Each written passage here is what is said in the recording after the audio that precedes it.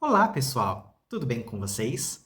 Eu sou o professor Tiago Valim Oliveira. Estarei com vocês nas disciplinas Currículo Estruturado, Implementação de Programas Pedagógicos e também na disciplina de Didática, Organização do Trabalho Pedagógico.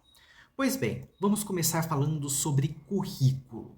O currículo ele vai definir quais são as competências e habilidades que eu quero formar no meu aluno. Já a didática, por sua vez, ela vai nos ajudar a pensar nas formas, nos caminhos, nos trajetos que a gente pode percorrer para alcançar os objetivos traçados no nosso currículo. Vamos pensar agora um pouquinho sobre currículo. Currículo quer dizer percurso. Ele vai desde guias curriculares propostos pelas redes de ensino até aquilo que acontece em sala de aula. E as teorias curriculares, elas vão se desdobrar em pensar em várias questões. A gente tem um documento do MEC chamado Indagações sobre Currículo, que vai dizer que o currículo ele pode ser tanto uma lista de conteúdos a serem ensinados e aprendidos, como também as experiências escolares vividas pelos nossos estudantes. Vai dizer que também o currículo são os planos pedagógicos, isto é, os planos elaborados pelos professores, pelas escolas e pelos sistemas educacionais. O currículo ele também pode ser entendido como os objetivos que nós queremos alcançar na nossa tarefa educativa. E também o currículo ele vai pensar, ele vai refletir sobre como que vai ser o processo avaliativo. O currículo, portanto, ele tem diversas esferas. Ele pode ser tanto o currículo formal, que é o documento, né, que nós temos, né, as propostas curriculares como a Base Nacional Comum Curricular. O currículo, ele pode ser também aquilo que acontece em sala de aula, no dia a dia, não apenas aquilo que é ensinado pelo professor, mas também ele reverbera sobre como que as relações escolares entre professores e alunos, alunos e alunos, gestão e professores, como é que isso ocorre na realidade.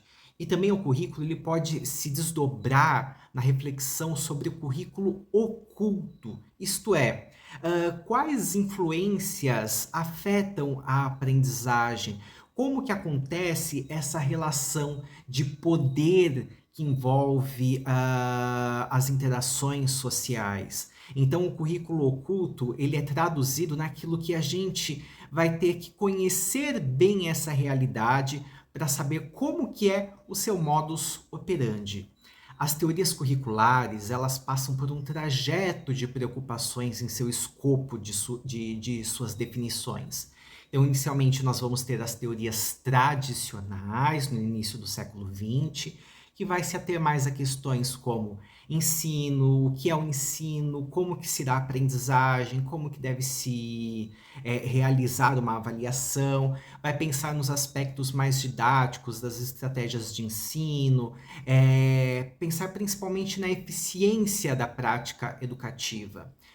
Por volta dos anos 70, né, no pós-Segunda Guerra, nós vamos ter a emergência das teorias críticas do currículo, que vai analisar, isto é, que vai refletir sobre as ideologias que permeiam a escola como reprodutora da ordem social, nas teorias críticas, nós vamos ter diversos compêndios falando sobre a relação do capitalismo e como que ele acontece, como que ele se reverbera em sala de aula, relações de poder, de produção. As teorias críticas também vão apontar bastante, especialmente com Paulo Freire aqui no Brasil, sobre o papel da educação como conscientizadora das alienações causadas pelo capitalismo. E aí as teorias críticas elas vão se preocupar também com o currículo oculto e o currículo como forma de resistência a esses padrões sociais impostos. Vamos ter ainda, principalmente no início do século XX até os dias atuais, as teorias pós-críticas, que vão refletir, que vão analisar, que vão se ater sobre temáticas como identidade, diferença, alteridade, subjetividade, as significações dos discursos, sobre cultura, raça, etnia, gênero, sexualidade, multiculturalismo, tá certo? Então, a gente vai ver que o currículo, as produções científicas, acadêmicas, né, sobre currículo, elas passam por esses três vieses: as teorias tradicionais, as críticas e as pós-críticas. O currículo é interessante a gente lembrar que na sua definição ele quer dizer o quê? Pista de corrida, percurso. E o currículo ele também vai ter diversos tipos de abordagens, isto é, de como que a escola faz essa relação do educando com o objeto de conhecimento.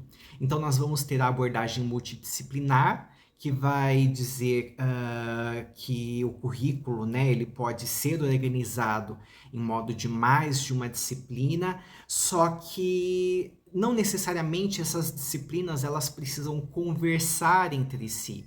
A gente vai ter uma abordagem curricular pluridisciplinar, né, onde existe sim uma temática comum, mas as disciplinas elas ainda estão um pouco engessadas, a troca entre elas, mas essa troca não acontece de forma previamente organizada. Vamos ter as teorias curriculares da abordagem interdisciplinar, isto é, onde vai haver um intercâmbio mútuo de diversas áreas do conhecimento de forma recíproca e coordenada. Então, vai ter uma perspectiva metodológica comum a diversas áreas do conhecimento, resultados vão ser integrados. No entanto, na interdisciplinariedade ainda permanecem os interesses próprios de cada área do saber. Porém, busca-se uma solução dos problemas através da articulação entre as disciplinas.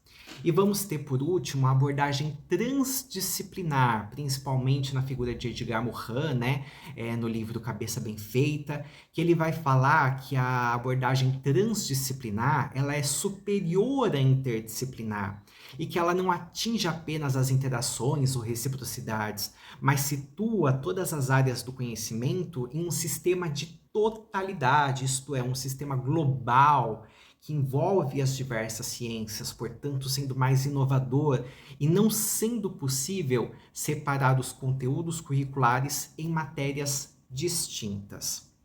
Podemos pensar ainda na questão do ciclo curricular, né, que é do planejamento, da execução, da prática em sala de aula e da avaliação. Lembrando que nós vamos ter os teóricos, né, das teorias críticas, que eles vão dizer que a prática docente ela deve acontecer em um movimento dialético de ação, reflexão e ação. Então, o professor ele tem que sempre pensar sobre a sua prática, buscando o seu aperfeiçoamento, a sua melhoria. E aí, para isso, o planejamento, que é uma das questões centrais do currículo, ele vai se antecipar mentalmente a uma ação, isto é, ele vai analisar previamente aquilo que eu preciso fazer para alcançar os objetivos que eu propus. Nós vamos ter três tipos, isto é, três níveis de planejamento. Vamos ter o planejamento educacional, que são os planos nacionais, estaduais, municipais. Vamos ter ainda o planejamento curricular, que é o planejamento desenvolvido no âmbito da escola, né, que são os planos de curso de cada área do saber.